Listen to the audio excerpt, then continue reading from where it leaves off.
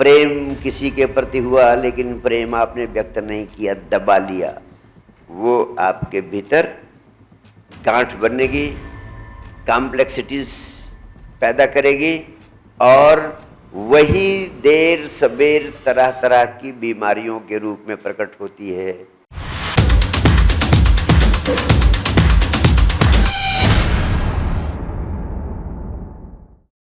ये प्रश्न ध्यान से संबंधित है।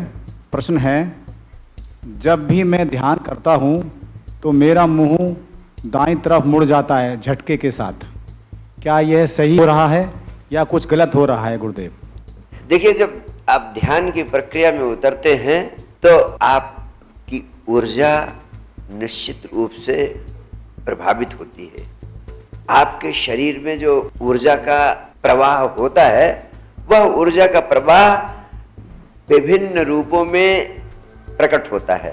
अगर आपके शरीर में तरह तरह की ऊर्जा की ग्रंथियां हैं, कॉम्प्लेक्सिटीज हैं, तरह तरह के आवेग दमन के रूप में आपके भीतर छिपे हुए हैं, आपने बहुत सारी चीजें, बड़े सारे मनोवेग दबा लिए हैं जिन्हें व्यक्त नहीं किया।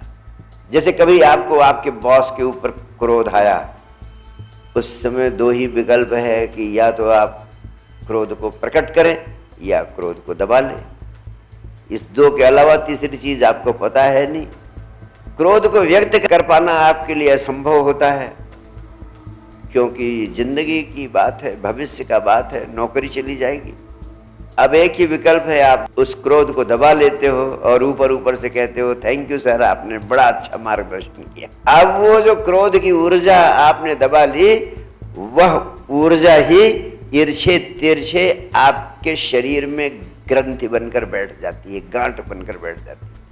ऐसे एक बार नहीं, अनेक बार अनेक आवेगों को, ऊर्जा के आवेगों को, ऊर्जा क्या होती? करंट होती, बिजली होती है। कोई ऊर्जा पैदा हुई आपके शरीर में और उसको निकल जाना चाहिए, आपने निकलने का अवसर नहीं दिया, दबा दिया, वो आपके भीतर गांठ बनेगी, कॉम्प्लेक्सिटीज पैदा करेगी और वही देर सबेर तरह तरह की बीमारियों के रूप में प्रकट होती है। वो चाहे क्रोध दबाया हो आपने, चाहे प्रेम किसी के प्रति हुआ लेकिन प्रेम आपने व्यक्त नहीं किया, दबा लिया, घृणा किसी के प्रति हुई, आपने घृणा को व्यक्त नहीं किया, दबा लिया। ऐसे ऐसे तमाम सारी नकारात्मकताओं को आप दबाते जाते हैं। वही सारी नकारात्मकताएं आपके शरीर के तल पर बीमारियां बनती हैं, मानसिक तल पर एंजाइटी और डिप्रेशन बनती हैं और इन सारी चीज़ों के होते हुए आप कभी आत्मा के तल पर, आत्मा की गहराइयों में पहुंच नहीं पाते हैं।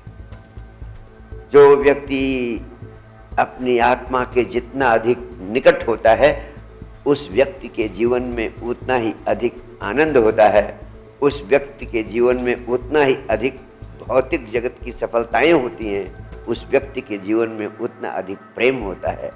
लेकिन 99% लोगों का शरीर इतनी ग्रंथियों से बोझिल है, उनके मन के तल पर इतने सारे मनोवेग दमित होकर बैठे हुए हैं कि उनके लिए आत्मा की गहराइयों में पहुंच पाना संभव नहीं है।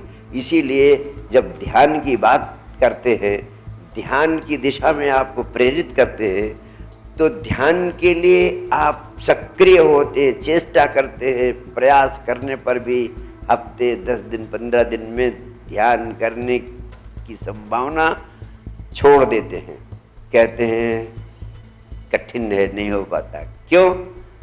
क्योंकि ध्यान ही तो भीतर गहरे आप अपने आत्मा के केंद्र पर, बीइंग पर, आरा सेंटर पर पहुंचने की प्रक्रिया है और शरीर में इतने अवरोध आपने इकट्ठा कर लिए हैं तो ध्यान हो ही नहीं पाएगा।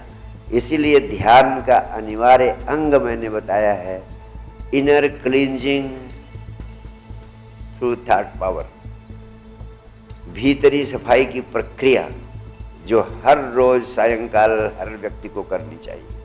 तभी आपकी ग्रंथियों की निर्जरा होगी। दो चीजें बहुत जरूरी है ध्यान अपने भीतर गहरे जानने के लिए, ध्यान में सफलता प्राप्त करने के लिए। एक, प्रातःकाल ध्यान का अभ्यास करें और सायंकाल भीतरी सफाई की प्रक्रिया करें, जिससे आपके भीतर निहित सारी ग्रंथियों का विसर्जन हो जाए। कम से कम 15 मिनट इनर क्लींजिंग के लिए देना। और जो इनर क्लींजिंग की टेक्निक मैंने आपको दी है वो दुनिया में सबसे शक्तिशाली टेक्निक है।